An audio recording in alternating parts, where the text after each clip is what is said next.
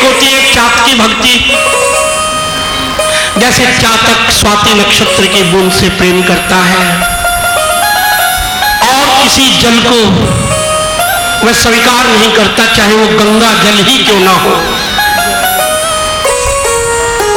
इस प्रकार अनन्य प्रेम भगवान से कोई करता है, उसको चातकी भक्ति कहते हैं।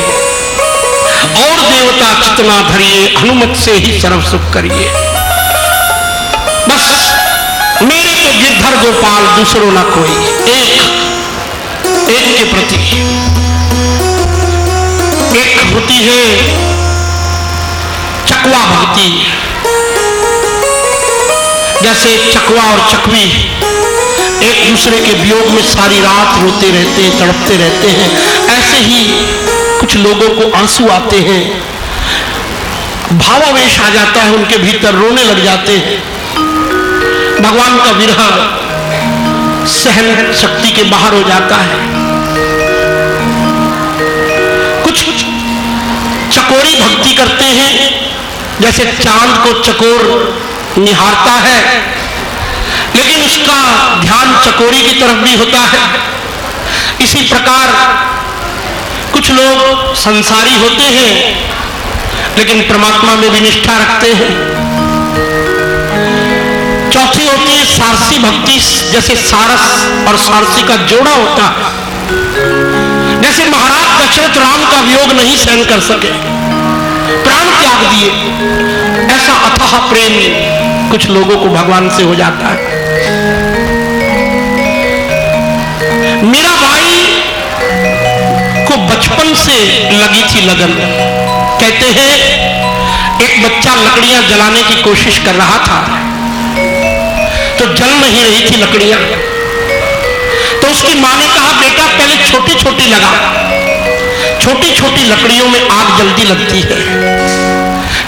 हवन में यज्ञ अग्नि जलाते हैं ना, तो पहले छोटी लकड़ियों का प्रयोग करते हैं।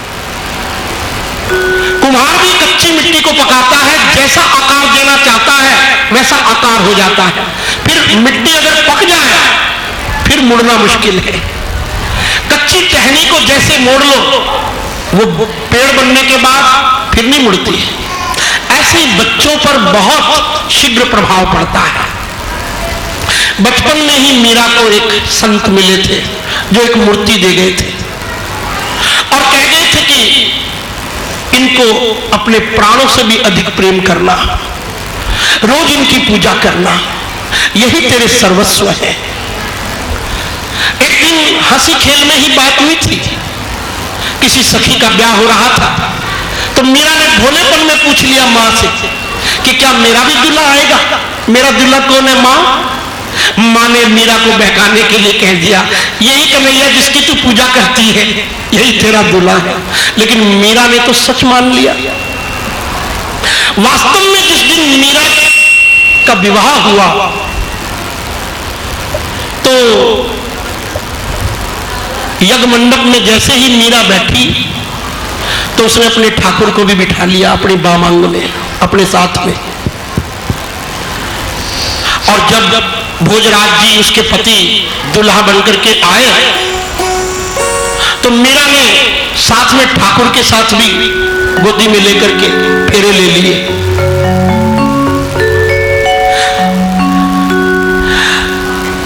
और अपनी मां से आज्ञा ली कि मां तो लौकिक रूप से चाहे जिसके साथ मुझे ब्याह, लेकिन मैंने तो उसी गिरधर गोपाल को अपना पति बना लिया है। आज मैंने उसके साथ फेरे भी ले लिए।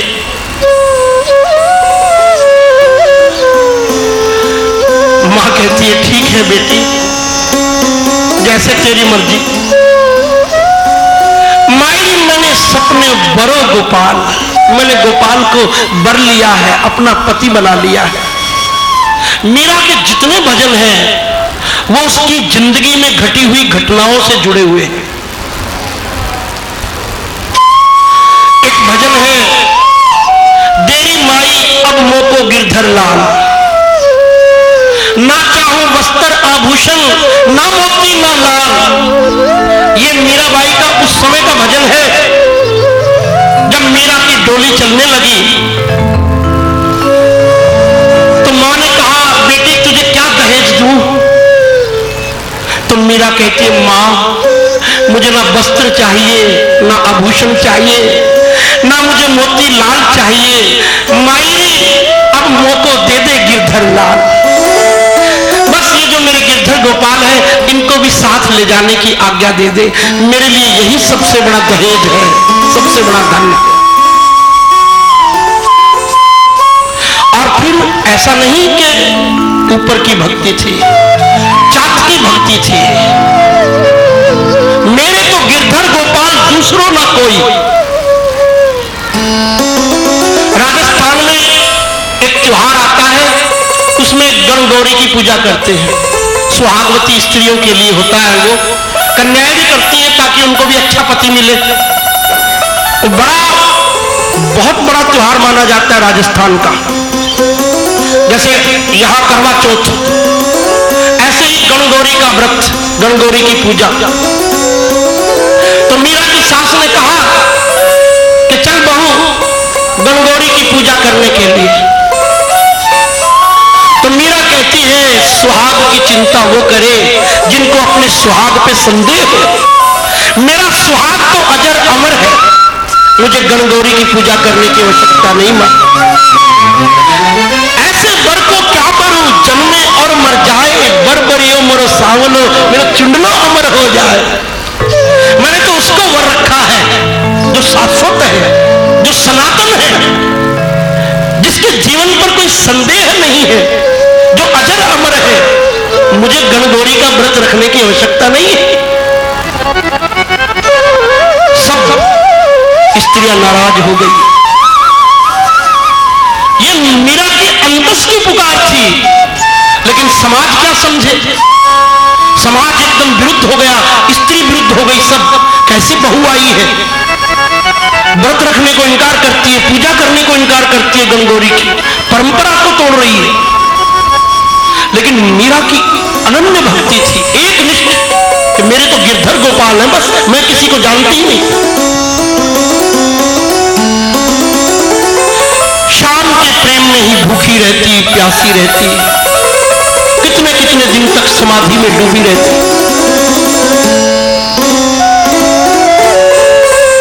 लोगों को यह वहम हो गया कि बीमार हो गई है, पता नहीं इसको क्या बीमारी हो गई है।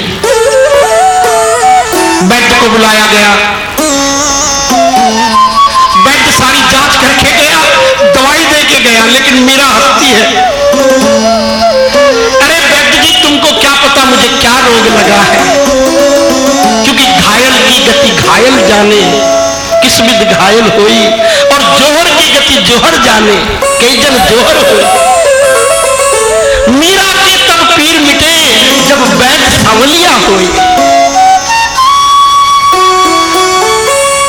ये जो बिरहा अग्नि का ज्वर है, इसे तुम क्या समझो? मेरा सांवरा वैद्य बनकर आए, ये रोग तो तभी मिटेगा। कुछ समय तो उसके पति ने साथ दिया, वो भी समझ गया कि मीरा की प्रीत सच्ची है। मीरा गृहस्थ में उसका साथ नहीं दे पाती थी, इसलिए उसने दूसरी रानी से विवाह कर लिया। मीरा बहुत खुश हुई, बहुत प्रसन्न हुई, क्योंकि मैं ये धर्म निभा नहीं पा रही थी अपने पति के साथ। लेकिन कुछ ही समय बाद भोजराज जी की मृत्यु हो गई। अब उसका देवर सिंहासन पर बैठा था, जिसने मीरा पर बहुत आरोप लगाए, मीरा को संतों के पास जाने से रोका, और एक दिन तो जहर का प्याला एक दासी के हाथ मीरा के पास भेजा कि मीरा को कहना भगवान कृष्ण की आज पूजा की थी, ये उनका चरणामृत है। बस फिर क्या था, मेरे ठाकुर का चरणामृत लाओ, जल्दी लाओ, और मीरा गट करके पी गई। चमत्कार है ये कोई बहुत पुरानी घटना नहीं है, राजस्थान की 400-500 साल पहले की घटना है कि विष का प्याला अमृत का काम कर गया। फिर भी राणा जी नहीं। और एक दिन एक पिटारी में एक सांप, एक नाग रख करके दासी को कहा कि जाओ मीरा को कहना इसमें ठाकुर जी का प्रसाद है, ठाकुर जी की माला है। ठाकुर जी का नाम सुनते ही मीरा ने तो आगे बढ़कर ग्रहण किया और जैसे ही पिटारी खोली तो सचमुच मुरली वाले मिल गए, शालिग्राम राम उसमें विराजमान मिले और पुष्पों की माला। फिर जब मीरा को बहुत सताया गया तो गोस्वामी जी तुलसीदास जी महाराज भी उनके ही समय में थे। उनसे पूछा कि मैं क्या करूं। गोस्वामी जी ने कहा कि जो भगवान का विरोध करते हैं उनके साथ रहने का कोई लाभ नहीं। फिर तो मीरा वृंदावन की ओर निकल गई।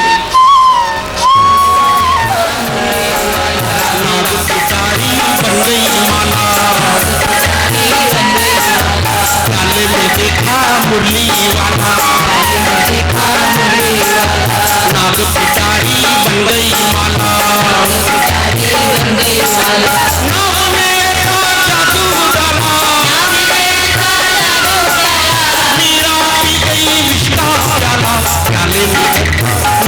वाला, नाग पिटारी बन गई माला, राधे राधे बोल राधे गोपाला।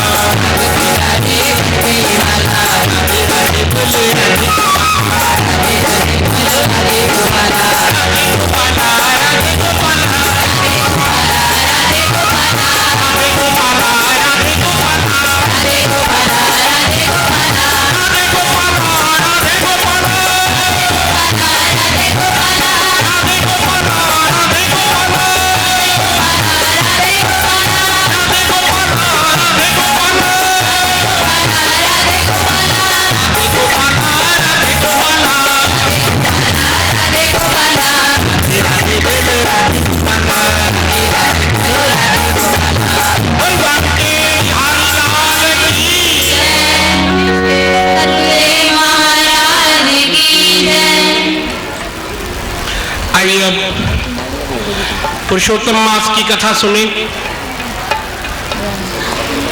पुरुषोत्तम के पिछले अध्याय में सूत जी महाराज 88,000 ऋषियों को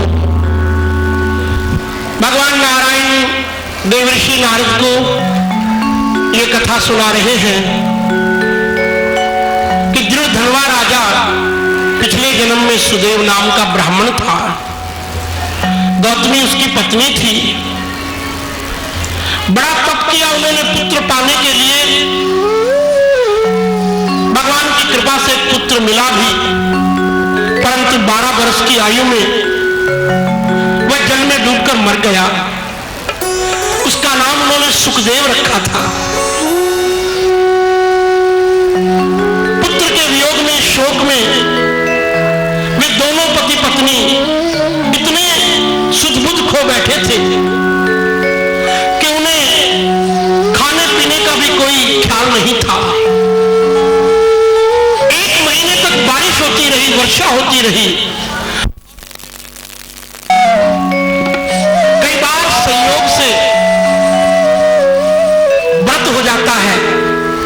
पास हो जाता है। भगवान कितने दयालु है, कितने कृपालु है, इतने में भी प्रसन्न हो जाते हैं, खुश हो जाते हैं। जब पुण्य कई जन्मों जन्मों के उदय हो जाते हैं, जब पुण्य कई जन्मों जन्मों के उदय हो जाते हैं, जिन पर हो कृपा हरि की वही सत्संग में आते हैं। जिन पर हो कृपा हरि की वही सत्संग में आते हैं। भगवान भगत को जो अपनी नजदीक बुलाते हैं,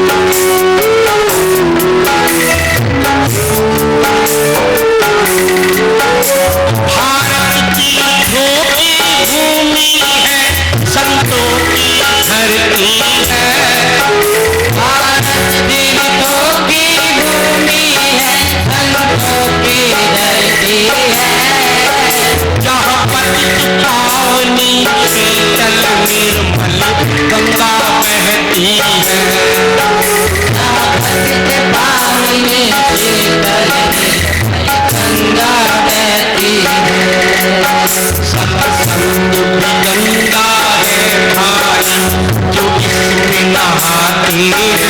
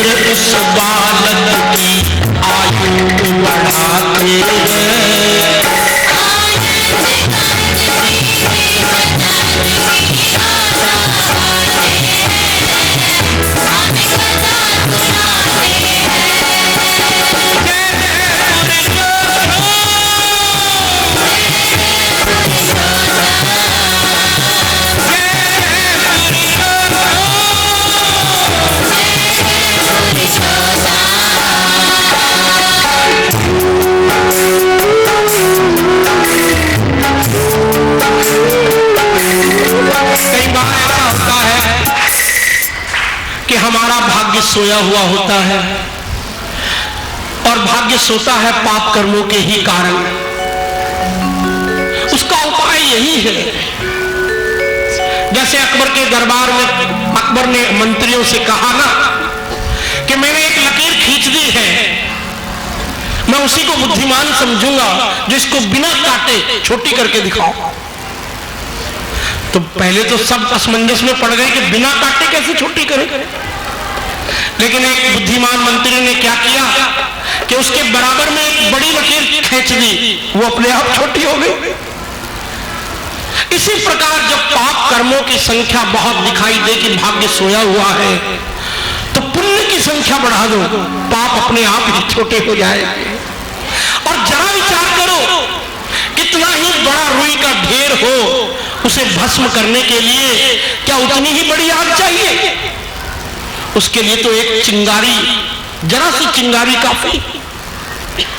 किसी महल में, किसी हवेली में 100 साल से अंधेरा हो, 100 साल पुराना, इतना पुरातन अंधेरा, इतना प्राचीन अंधेरा, कितना गहरा अंधेरा, लेकिन क्या उसको मिटाने के लिए 100 साल लंबा प्रकाश चाहिए? नहीं, वो तो एक दिया सिलाई से जैसे ही ज्योति जलेगी, बस एक ज्योति के जलते ही सैकड़ों वर्षों का अंधकार मिनटों में भाग जाता है। ऐसे ही कोई कोई पुण्य ऐसा प्रभावशाली होता है कि पापों के ढेर को भस्म कर देता है। भगवान कृष्ण यही कह रहे हैं कि तुमने जो पुरुषोत्तम के महीने में पूरा महीना उपवास किया, तुम नहीं जानते पुरुषोत्तम का महीना कितना पवित्र है, कितना महान है। इस महीने में किया हुआ तुम्हारा उपवास, धन्य हो तुम। मैं इस बालक की आयु को बढ़ाता हूं, क्योंकि अब चार तुम्हारे पुण्य ही पुण्य है, कोई पाप बचा ही नहीं। भगवान की दृष्टि पड़ते ही वह उठ बैठा बालक, भगवान की दृष्टि पड़ते ही उठ बैठा बालक। प्रभु ने उसको आशीष दिए तम सुखदायक, उसको आशीष दिए उत्तम सुखदायक।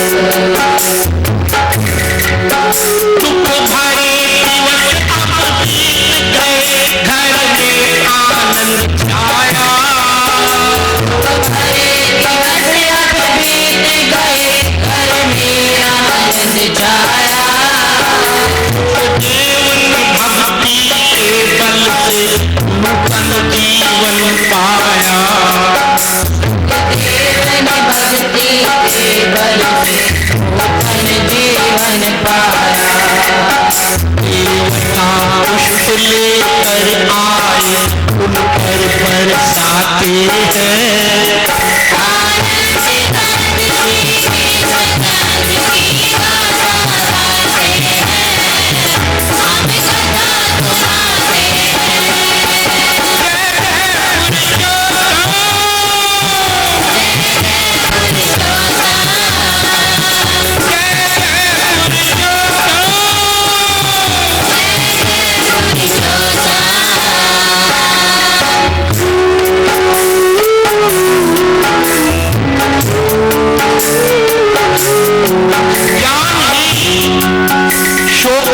करता है, बोध हो जाए, ज्ञान हो जाए।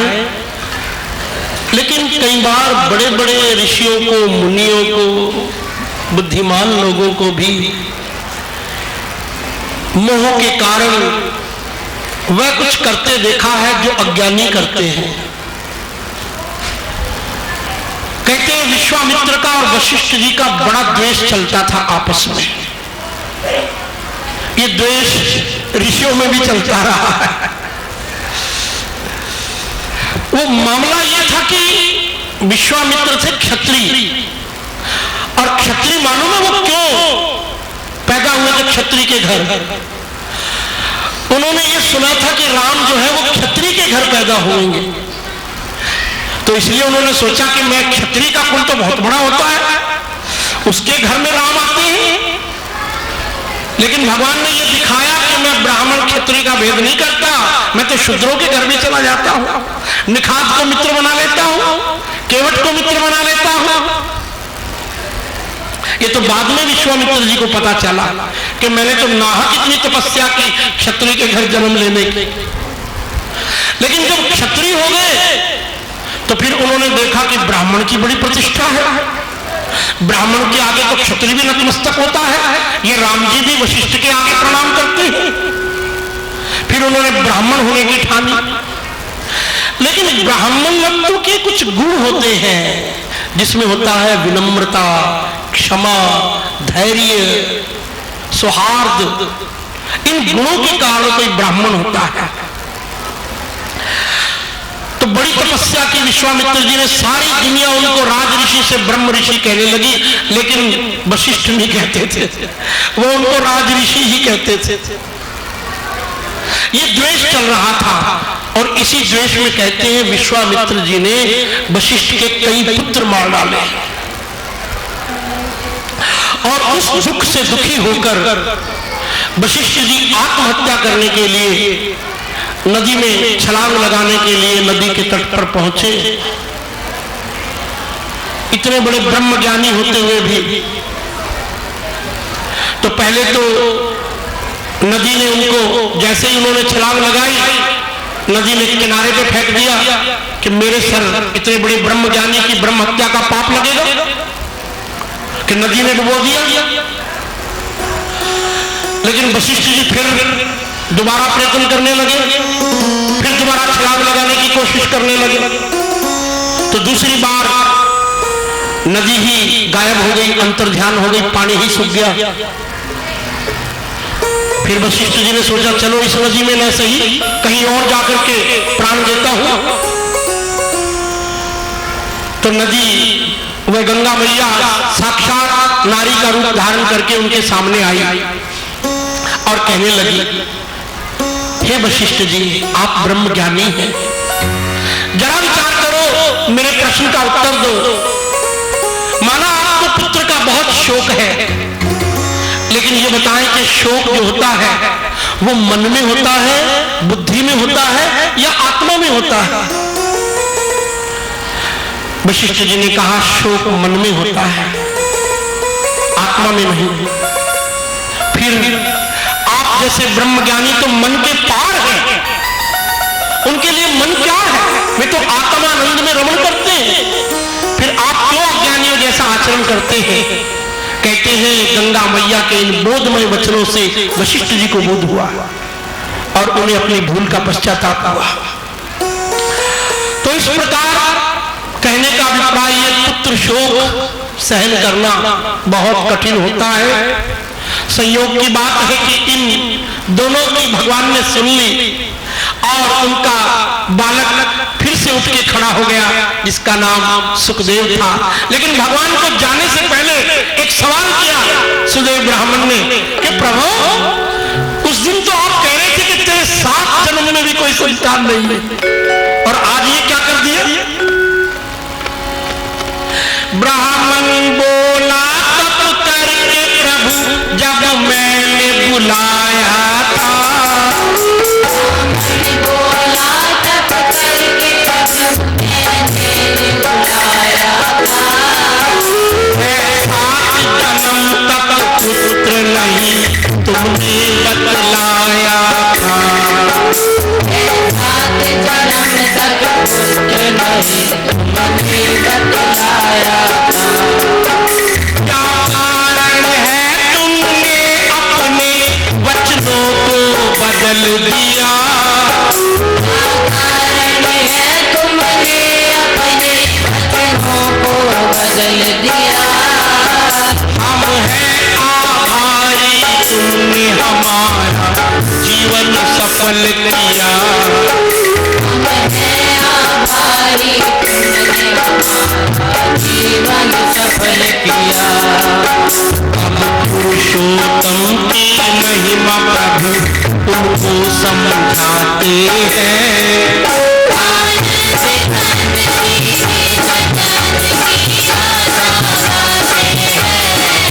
हम सदा सुनाते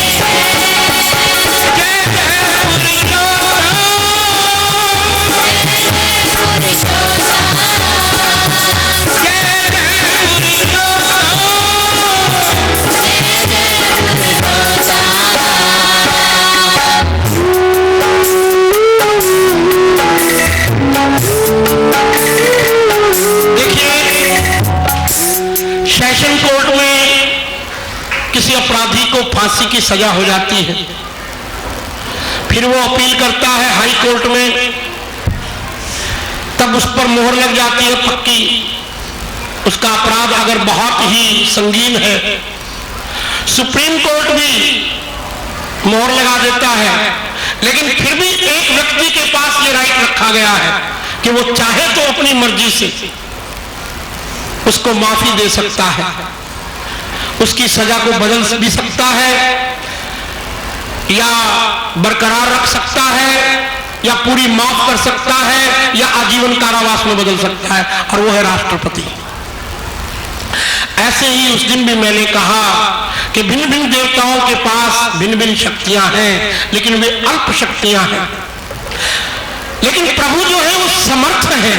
मैं पारक पर ब्रह्म जो सारी जगत का नियंता है, वो समर्थ है। इसलिए बहुत सारी चीजें ऐसी हैं जो केवल भगवान ही कर सकते हैं, साधारण व्यक्ति नहीं कर सकता। भगवान ने 16,000 रानियां रखी क्योंकि वे भगवान हैं। भगवान ने एक उंगली पर गोवर्धन उठाया क्योंकि वो भगवान है। भगवान ने बाली को छिप के मारा, कोई अपराध नहीं, क्योंकि वो भगवान है। बहुत सी चीजें ऐसी हैं क्योंकि गंगा की नकल कोई और नहीं नदी कर सकती। गंगा में गंगा नाला भी गिर जाए, गंगा उसको भी पवित्र कर देती है। गंगा की रीस करके एक नदी ने और सोचा, वाह ये गंगा तो बड़ा कमाल करती है, कितना भी गंदा पानी इसमें डालो फिर बढ़िया बना देती है। लाओ लाओ गंदी नालियां मेरे अंदर भी ले आओ, मैं भी साफ करूंगी, मैं भी उनको पवित्र बना दूंगी। लेकिन जब उस नदी में नाले गिरे, वो तो नदी सड़ने लग गई, क्योंकि गंगा तो गंगा है, गंगा जैसी कोई दूसरी नदी नहीं हो सकती। ऐसे भगवान तो भगवान है, वो जो चाहे कर सकते हैं, चाहे किसी का जीवन ले ले और चाहे किसी को जीवन दे दे।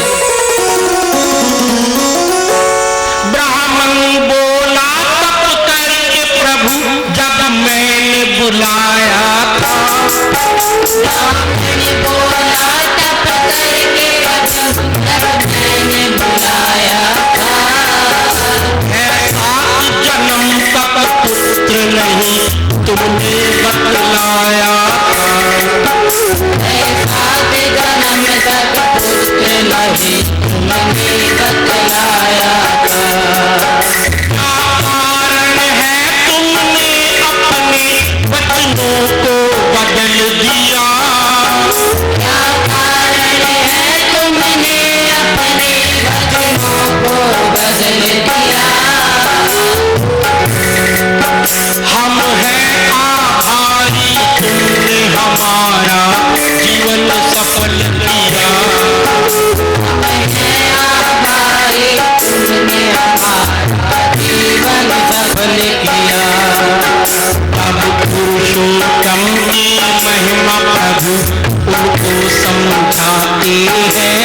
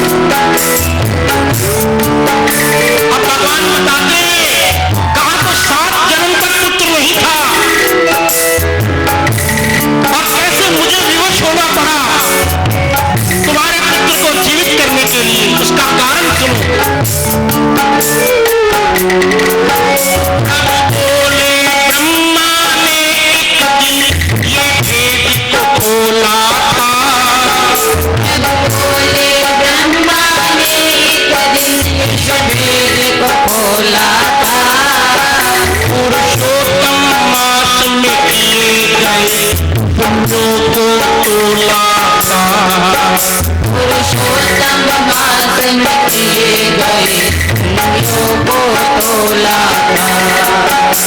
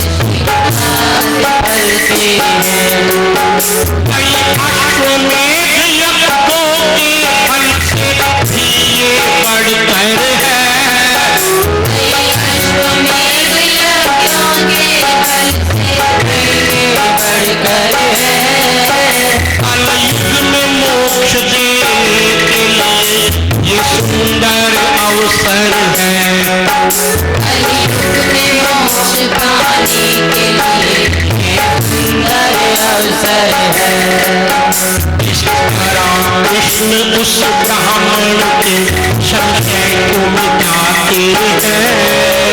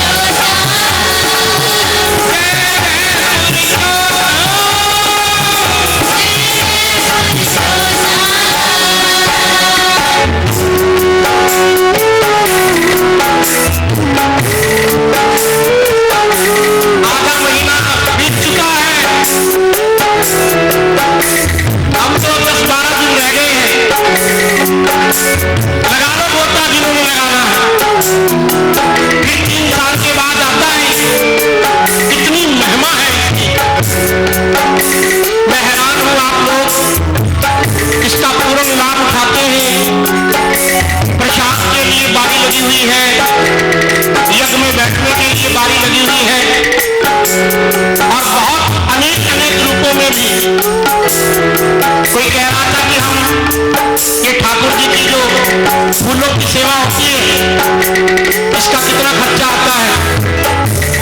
वृंदावन में भी बिहारी जी के मंदिर में ऐसे लोग श्रृंगार करवाते हैं, वैष्णो देवी में भी ऐसे फूलों का श्रृंगार करवाते हैं। तो लोग ढूंढते हैं इस महीने में हम क्या पुण्य करें, किस तरह अपनी सेवा दें। ये महीना बहुत दुर्लभ है। क्या वो पुण्य कई जन्मों जन्मों उदय हो जाते हैं, पुण्य कई जन्मों जन्मों के उदय हो जाते हैं।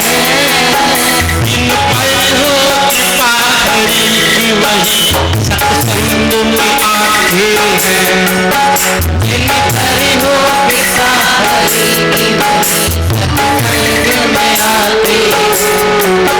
भगवान भगत को खुद अपने नजदीक बुलाते हैं।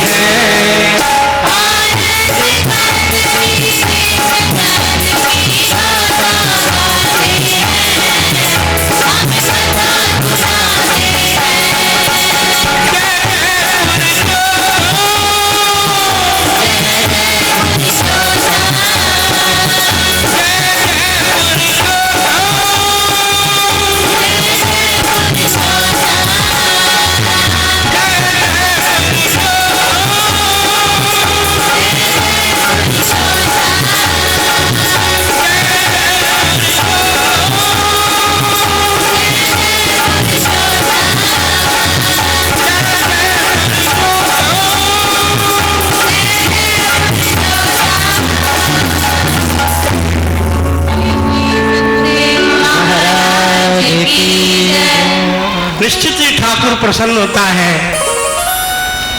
जब हम उसका गुणान अनुवाद करते हैं, संकीर्तन करते हैं, तन्मय होकर के, तल्लीन होकर के, सुधबुद्ध भुला करके, अपनी चित्तवृत्तियों को एकाग्र करके, तो वो हमारे हृदय में बस जाता है।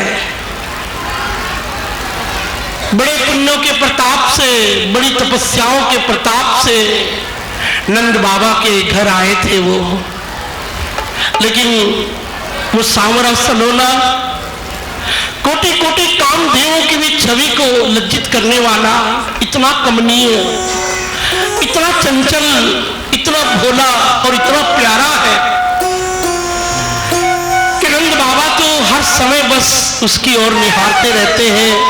मेरे कन्नू, मेरे कन्नू, मेरे लाला, मेरे श्याम, मेरे कान्हा।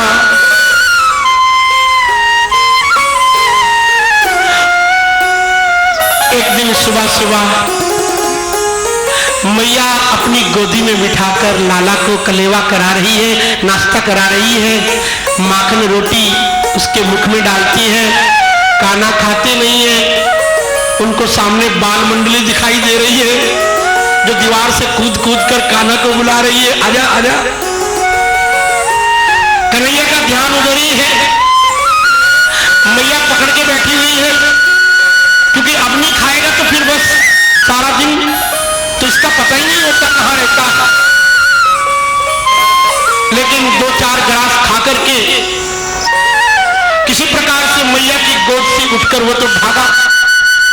फिर तो मैया चिल्लाई चीखी, पकड़ो पकड़ो पकड़ो। गया, नंद बाबा द्वार पर ही खड़े थे। उन्होंने पकड़ा, बोले कलेवा कर लो कान्हा, खा लो। मैंने खा लिया, मेरे बाल सखा बुला रहे हैं, मैं अभी आता हूं, मैं अभी आता हूं, मुझे जाने दो। नंद बाबा तो कान्हा की हट के आगे नतमस्तक हो जाते हैं, जोर ही नहीं चलता। उसकी बोली इतनी प्यारी है, इतनी मधुर है, द्रवित कर लेता है। तभी कान्हा को जाने दिया ब्रजेश नंद बाबा ने, लेकिन ख्याल आया कि ओहो, पूजा का समय था, कितना विलंब हो गया। हाथ पैर धोए, ठाकुर जी के मंदिर में पहुंचे। शालिग्राम जी की रोज पूजा किया करते थे, लेकिन आज आत्मग्लानि से भरे हुए हैं। भगवान की पूजा कर रहे हैं, पाद्य अर्घ नैवेद्य आदि अर्पित करते हैं, मंत्र उच्चारण कर रहे हैं, लेकिन मन ही मन लज्जित है, शर्मिंदा है।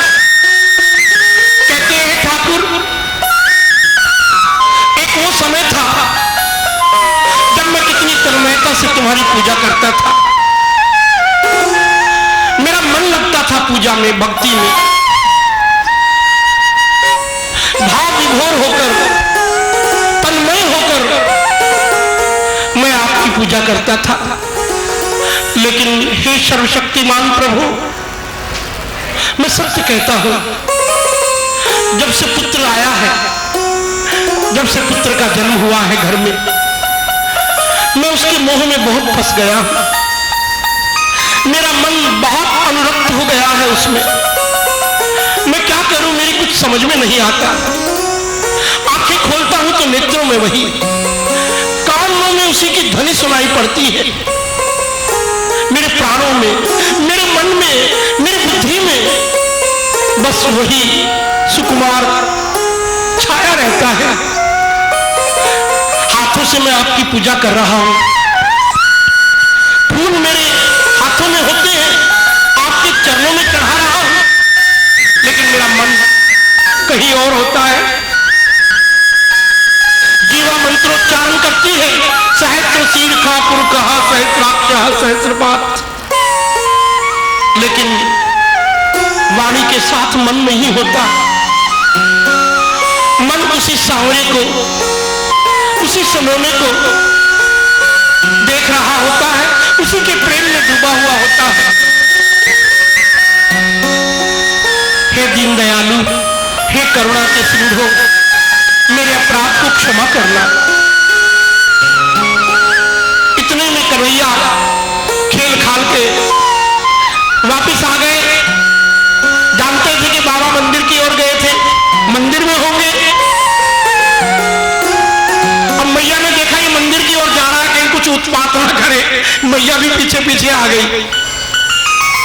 बाबा तो ध्यान में थे, ठाकुर जी की पूजा में पाद्य अर्पित किया, अर्घ आचमन, स्नान कराया शालिग्राम जी को। शालिग्राम जी की बटिया होती है ऐसी काली काली सी, उसके ऊपर धारियां होती हैं, उनको शालिग्राम जी कहते हैं। तो उन्हीं का स्नान कराया जाता है, उनको नैवेद्य चढ़ाया जाता है, सब चीज चढ़ाई जाती है, पूजा की जाती है शालिग्राम जी की। सब पूजा करने के बाद फिर ठाकुर जी को मेवे का, मिश्री का, मक्खन का भोग लगाकर नंद बाबा पर्दा करते हैं, मंत्रोच्चारण करते हैं, फिर पर्दा खोलते हैं। तो कन्हैया कहता है, बाबा तुमने इतने भोग तो देवता के आगे रख दिए, देवता ने कुछ खाया तो है ही नहीं, ऐसे का ऐसा ही आपने उठा लिया। मुंह पे उंगली रखी बाबा ने, हाय ऐसे नहीं कहते बेटा, ऐसा नहीं बोलते। भगवान ग्रहण करते, हमारे भाव से ग्रहण करते हैं।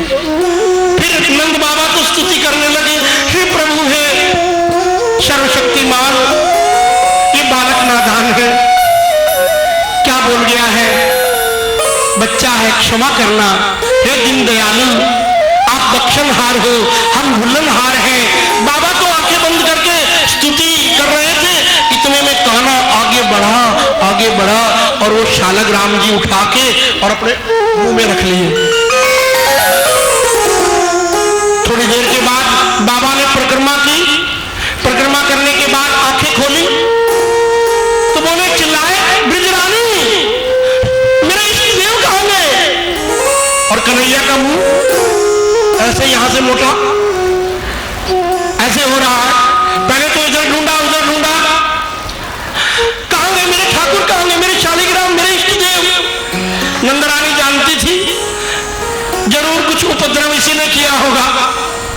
देखा इसकी गाल कितनी फूल रही है, निकाल, मुंह में से निकाल। नंद बाबा आगे हाथ करे हुए हैं, कहीं नीचे रख रहा थे, मेरे हाथ में दे दे। फिर वो करके कन्हैया स्वयं ही अपने मुख से निकालते हैं और जैसे मुंह खोलते हैं, देखकर नंद बाबा आश्चर्यचकित रह जाते हैं, विस्मित रह जाते हैं, आंखें खुली की खुली रह जाती है कि जिसको मैं नन्हा सा बालक कह रहा हूं, उसके मुख में त्रिलोकी, यही लोक, परलोक, सत्यलोक, जनलोक, तपलोक, महलोक, कितने लोक समाये हुए हैं, सभी ऋषि, सभी मुनि, सारा प्रमाण उसके मुख में देखा